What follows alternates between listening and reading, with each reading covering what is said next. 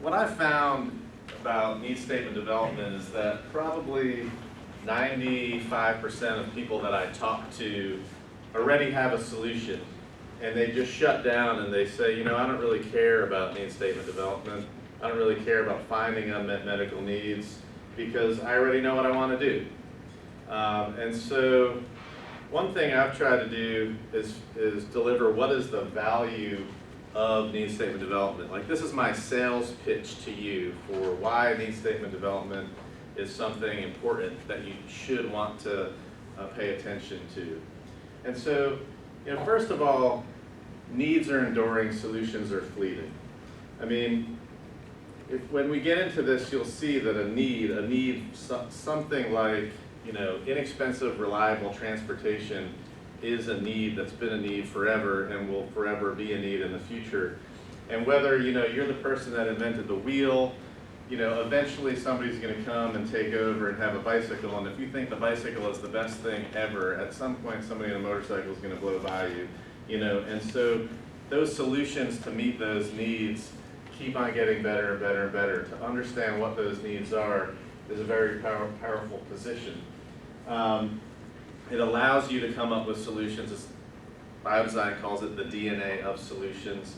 So it's the seed for which you're going to come up with awesome ideas. So I like to go through this process because I like to come up with really cool ideas. So this is, if you like to come up with cool ideas, that's a good reason to do it. But it drives market validation and commercial potential. And there's a quote by Tony right there, but he's going to speak for himself later. And that's the thing that's really important about it. So who are the market segments? Like, who are we trying to sell need statement development to?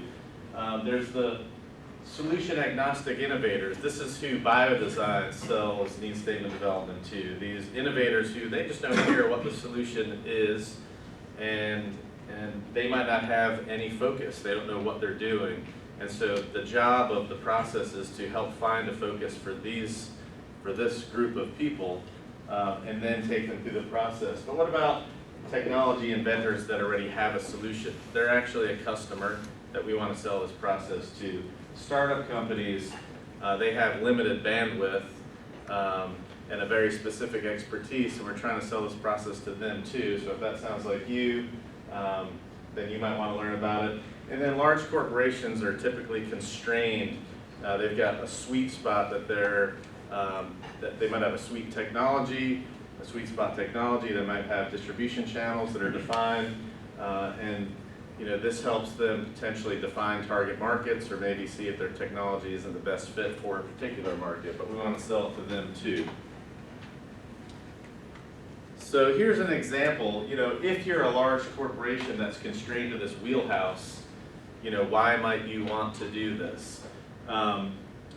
Technology assessment. Is the technology that you have already in your mind right for the market? Does it give you a real competitive advantage?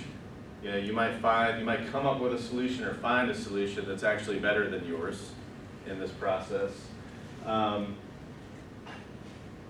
It's a competitive analysis of the need. So you've got this need, and you're looking at all the different ways it can be resolved.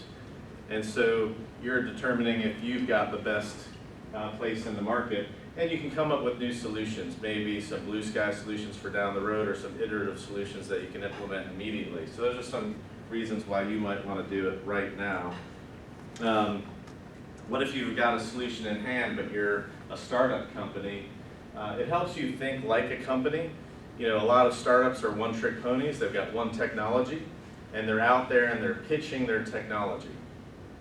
But investors are not going to invest in your technology. They're going to invest in a market.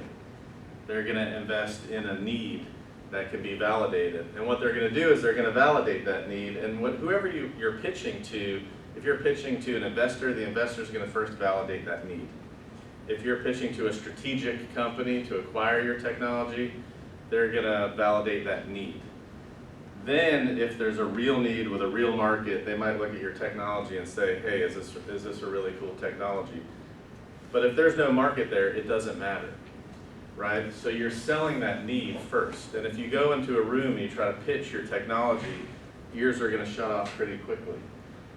It just makes telling your story easier too, because when you walk into a room and you want to talk about what you're doing and you're networking, people get excited about the problems that you're solving, maybe not so much about the cool widget that you've got in your lab. Lastly, you might, or not lastly, but another thing you might do is just surprise yourself. So if you go through this process and you already have a solution in mind, let's just say your solution is a drug-eluting stent, and that's what you're going after. If you go through this process, you might say, okay, hey, what we're really trying to do is stop this embolism. Maybe we can put a basket downstream and implement that now. Maybe we can come up with a bioabsorbable stent and start to put some IP around that and protect ourselves for way down the future. So it helps you come up with cool ideas, think about things you can implement now and later. I've talked about networking. One of the questions that I get is about how do I meet people and how do I raise money? How am I supposed to get people interested in what I'm doing? And the answer to raising money is networking. You have to go out and meet people and build rapport with people. And if you're wrapped up in your technology and you're concerned about the intellectual property of your technology, it's hard to go talk to people. You go to a networking event and it's like, what are you working on? And you're thinking, well, I've got this cool technology in my lab and I really don't want to talk about it. I got to sign an NDA, it's a big deal, and it's just harder to talk about.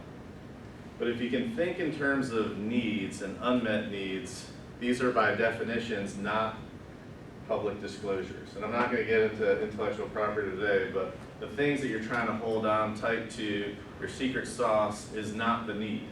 The need is something that any particular technology can address. And so if you go into a room and you say, what are you working on? It's like, we're coming up with a less expensive, more reliable method of transportation. It's like, oh, cool, what is it? Well, I can't give you all the details on that right now.